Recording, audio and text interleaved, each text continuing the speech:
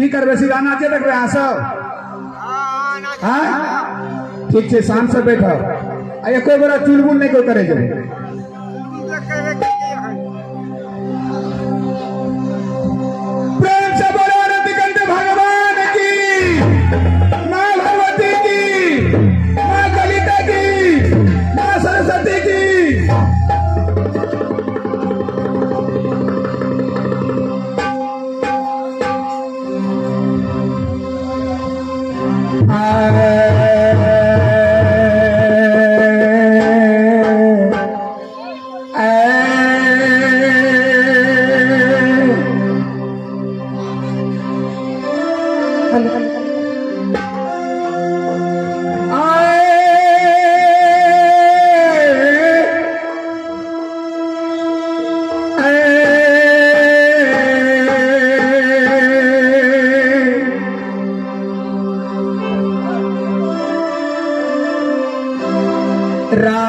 रामा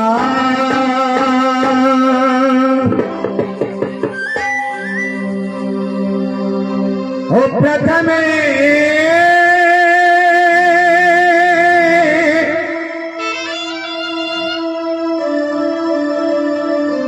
जे बंदगी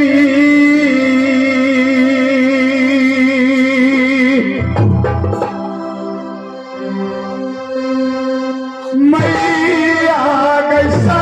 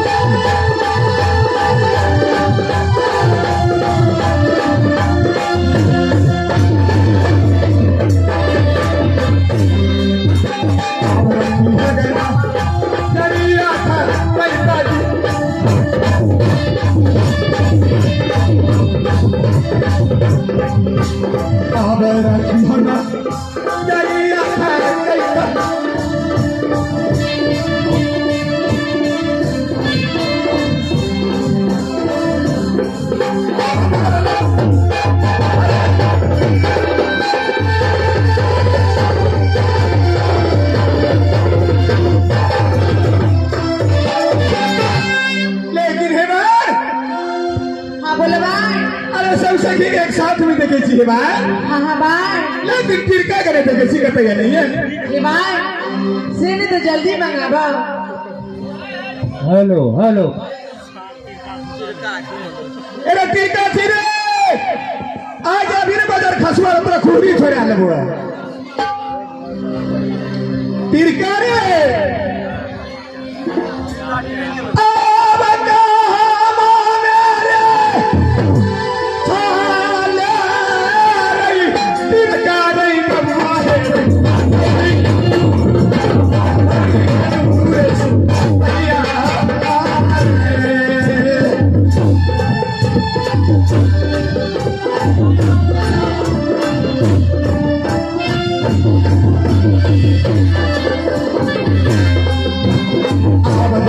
सर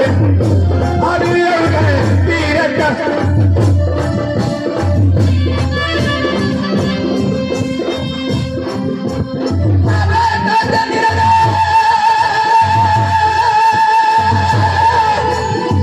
लूटा है मुझे साहब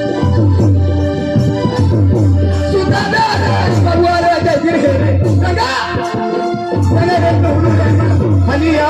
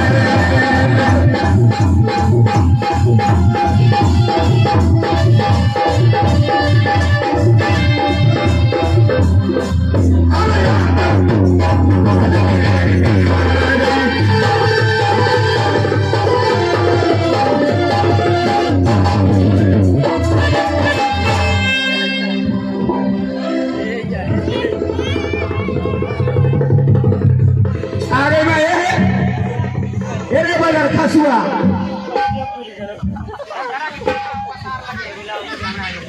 ये की बेर तोरा रे ये हो छोड़ी ने चिकने है गे कोनो से आवे छे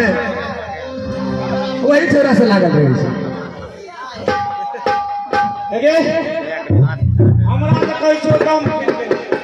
तोरा त तत्ते दम फुलेबो न डर बात ए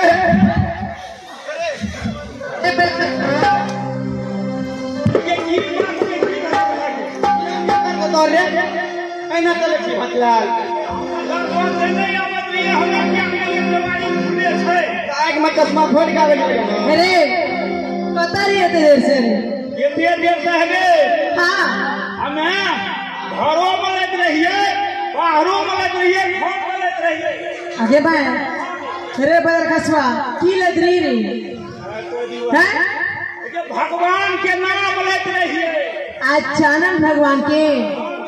अचानक ने कह रे बैर खसवा ने मतलब कोई तरह दुख पड़ रहा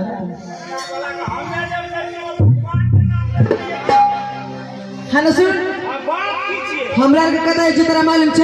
क्या जा चीज आ हमरा कहे छे हड़बड़े जतरा बनले बिली बड़े जतरा बन हां तब तो हम योगे ठीक छे चल हां जी तोरा कुछ पता छो हमरा तो जाय के कुछो पता न छै तो दरबार नहीं देख कभी तबे न बुझबे दरबार देने की कर रही है कैसे की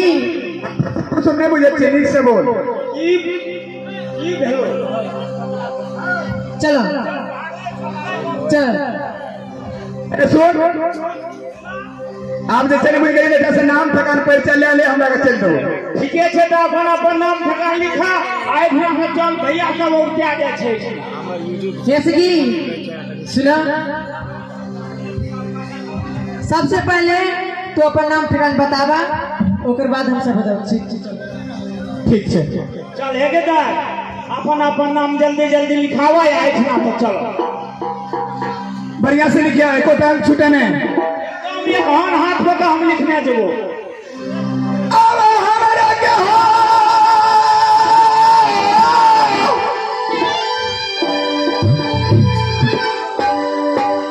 घर में हो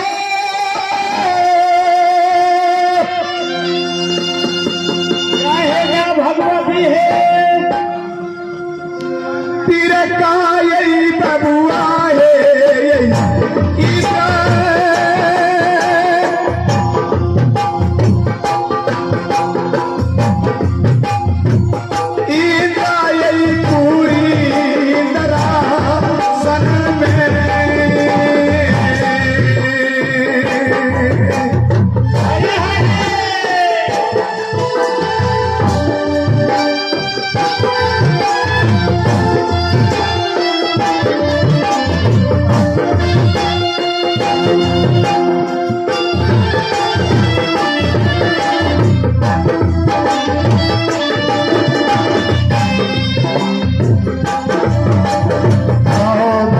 पिताजी के हो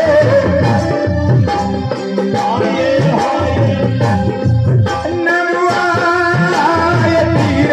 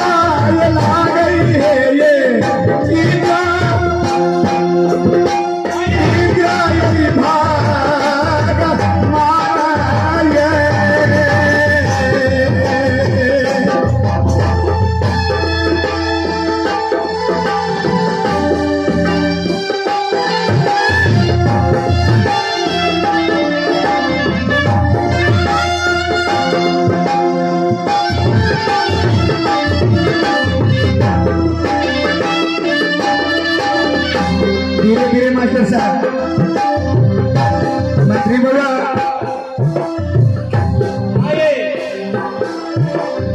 मेरी घर इंद्रपुरी इंद्रासन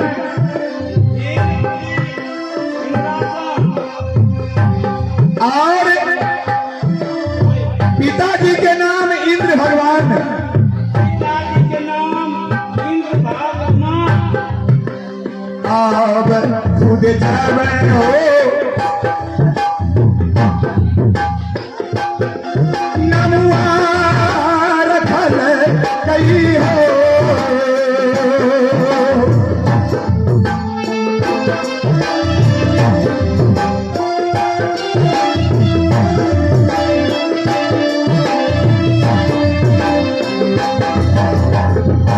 सती सती